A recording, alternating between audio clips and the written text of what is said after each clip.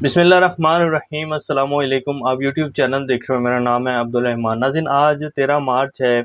इमरान खान साहब की रैली जो है वो इस टाइम दादा दरबार के करीब पहुंच चुकी है। आज बड़ी शानदार रैली थी और पूरा लाहौर ऐसे लग रहा है जैसे इमरान खान साहब के साथ साथ जो है वो चल रहा है।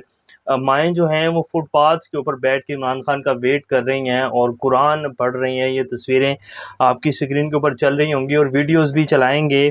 पूरा लाहौर आज इमरान खान के साथ था सड़कों के ऊपर और एक शानदार रैली थी। जितनी हर्डल्स क्रिएट कर सकती थी ये इम्पोर्टेड गवर्नमेंट, जो जो ये चालें चल सकते थे, आज इमरान खान साहब ने, जो एक तख्ते लाहौर कहा जाता था, आज इमरान खान साहब ने नून लीग की सियासत में आखिरी कील जो है वो ठोक दी है और इनकी सियासत का धड़म तख्ता कर दिया है। इमरान खान साहब के जी आज इस्लामाबाद में एक तो था तोशाखाना वाला केस था, फिर डिस्ट्रिक्ट एंड सेशन कोर्ट में भी जो है वो जज जेबा चौधरी वाला केस था। हमने आपको पहले भी अपने ब्लॉग में बताया था कि इमरान खान साहब के वारंट गिरफ्तारी जो है वो जारी कर दिए जाएंगे। अब वारंट गिरफ्तारी तो जारी हो गए, उसके बाद इस्लामाबाद पुलिस की फुर्तियां जब हम आपके सामने रखेंगे तो आप लोग हैरान हो जाएंगे कि इस्लामाबाद की पुलिस जो है वो कितनी तेज़ है और कितना एक्टिव होकर काम कर रही है। फवाद चौधरी साहब ने मरीम नवाज शरीफ साहब को लेकर उनकी घड़ी का जो है ट्वीट किया और उसके ऊपर FIA कैसे एक्टिव हुई है वो भी आपके सामने रखेंगे। सुप्रीम कोर्ट की तरफ से जी आज एक पाकिस्तानी अवाम के लिए, और ये जो एक गला सड़ा निज़ाम जिसको इसके रखवाले चलाने की कोशिश कर रहे हैं, एक बड़ी अच्छी खुशखबरी आई है और वो है इलेक्शंस के हवाले से। बड़ी चेम गोइयाँ हो रही थी कि जी इलेक्शन नहीं होने देंगे, इलेक्शन यूँ हो जाएंगे, तो आज चीफ जस्टिस उमर अता बंदयाल साहब और जस्टिस एजाजुल हसन साहब ने कमरा नंबर 1 अदालत में एक केस है जो निपटाया है। वो बड़ा अहम केस है इलेक्शन को लेकर, वो भी आपके सामने रखेंगे। शाहिद खकान अब्बासी साहब जी, जैसे कि कल मुस्तफ़ा नवाज़ खोखर साहब जो हैं वो एक कन्वेंशन में बड़ा भड़के, आज शाहिद खकान अब्बासी साहब जो हैं उन्होंने भी जो है कुछ इसी तरह के ख़यालात का इज़हार किया है। और वो क्या कहते हैं, कह रहे हैं कि जी 40 साल से मैं सियासत में हूँ और मैं यही सब कुछ देखता आया हूँ। और उन्होंने नून लीग को, मरीम नवाज शरीफ साहब को भी रगेदा अपने इसमें खिताब में और अपनी स्पीच में। वो क्या कह के गए हैं वो भी आपके सामने रखेंगे। कैप्टन सफदर साहब ने जी, सबसे मासूम अगर कोई बंदा है ना नून लीग में, और जिस बंदे को बेचारे को क्या उसको कहा जाए, उनकी कोई इज्जत नहीं है नून लीग में, अगर सिंपल लफ्ज़ों में कहा जाए। वो खुद कहते हैं कि जी कभी मुझे ड्राइवर बना लेते हैं, कभी मुझे स्टेज सीधा करने वाला बना लेते हैं, कभी मुझे जो है कुर्सियाँ लगाने के ऊपर लगा देते हैं। और उस बंदे ने तोशा खाना से क्या लिया है, मुझे ये पढ़कर, खबर पढ़कर वाकई उनके ऊपर तरस आया है। वो क्या है वो भी आपके सामने रखेंगे। और एक और हार जी तोशा खाना में, उसका रिकॉर्ड ही नहीं है।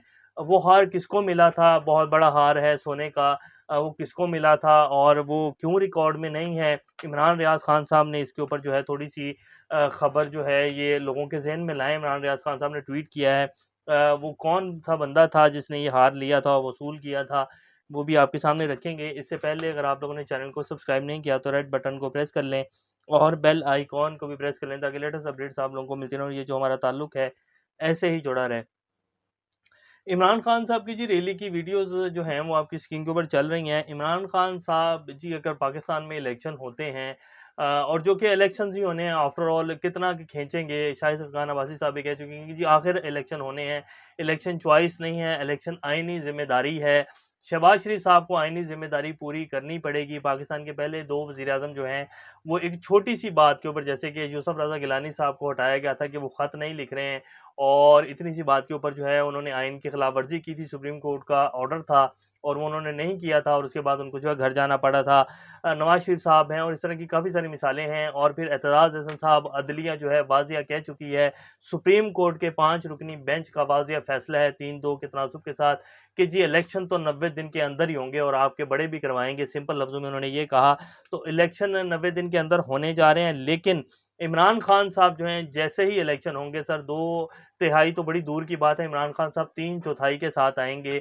और पाकिस्तानी अवाम जो है उन्होंने ये बिल्कुल वाज़िया कर दिया है अब कि अब जो है इमरान खान ही आएगा और कोई नहीं आ सकता। इमरान खान साहब ने शानदार रैली निकाली और माएँ-बहनें जो हैं वो हमारी सड़कों के ऊपर बैठी दुआएँ कर रही थी और कुरान पाक जो है वो पढ़ रही थी। ये तस्वीर जो है आपकी स्क्रीन के ऊपर चल रही होगी।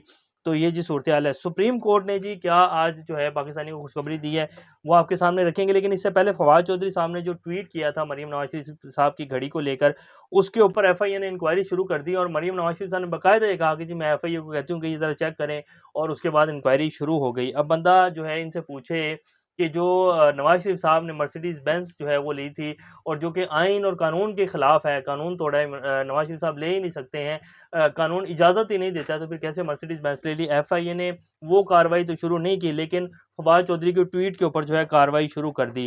एफआईए जो है बड़ी तेज़ी से जो है वो हरकतें कर रहा है, और बहुत सारे जो हैं अब जितने भी ये तोशा खाना में तहाइफ लिए गए हैं, जो डिटेल्स आई हैं, एफआईए को तमाम के खिलाफ जो है कार्रवाई शुरू कर देनी चाहिए। लेकिन एफआईए जो है वो बेसिकली जो है हुकूमत की ईमा के ऊपर चलता है। पाकिस्तान में कोई भी इदारा ऐसा नहीं बचा जी जिसमें आप कहें कि जी वो वाकई जो है वो फेयर होकर जो है डिसीजन लेता है और वो फेयर होकर चलता है। तमाम अदारे जो हैं वो किसी न किसी डिक्टेशन के ऊपर चल रहे हैं। इससे ज़्यादा मैं अब कुछ नहीं कहूँगा। इमरान खान साहब की जी वारंट गिरफ्तारी जो है वो जारी कर दिए गए हैं।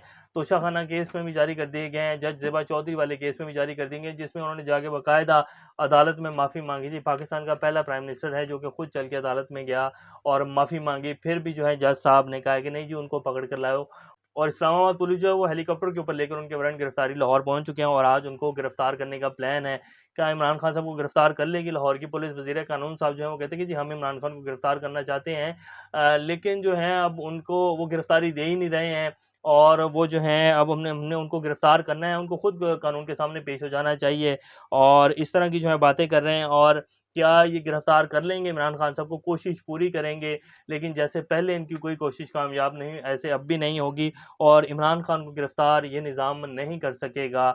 बहुत दूर की बातें हैं, ये सिर्फ गीदड़ फपकियाँ हैं, सिर्फ जो है एक नया जो है वो पंगा लेने की कोशिश की जा रही है, और इस वक्त मुल्क जो है वो इस तरह के किसी भी एडवेंचर का मुतमिल नहीं हो सकता। बहरहाल पुलिस जो है जी वो पहुंच गई, हेलीकॉप्टर के ऊपर पहुंच गए हैं। कैसी फुर्ती हैं पाकिस्तान के पास जी, इस टाइम खाने को पैसे नहीं हैं, सिंपल लफ्ज़ों में कहा जाए।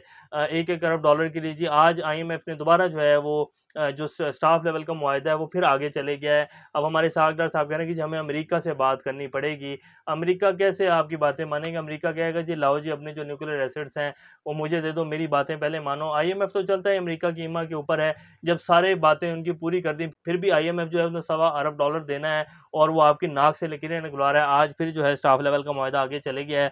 अब पता नहीं आईएमएफ क्या करना चाह रहा है। आईएमएफ ने क्या करना है जी, ज़लील करेगा और पाकिस्तानियों को, और पाकिस्तानी अवाम ने ज़लील होना है। ये तो सिर्फ जो है मुँह बना के जो है बैठ जाते हैं कि जी हम बड़े जो है मेहनत कर रहे हैं। मेहनत कोई नहीं कर रहे हैं, सिर्फ अपनी सियासत जो है वो चमका रहे हैं।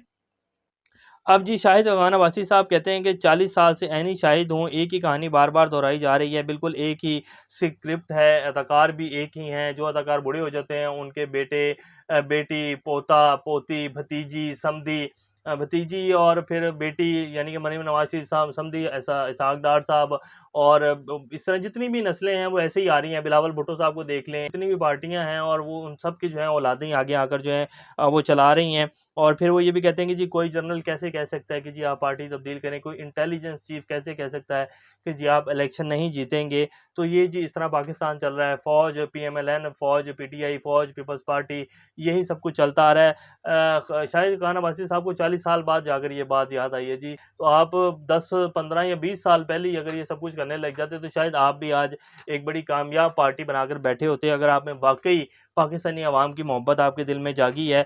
अब जो है आप अपनी सियासत चमकाने के चक्करों में हैं, इसके अलावा और कुछ भी नहीं है। कैप्टन सफदर साहब जी सबसे मासूम इंसान, उसने जी तोशा खाना से 100 पैकेट जो हैं वो लक्स साबुन जो है उसके लिए हैं।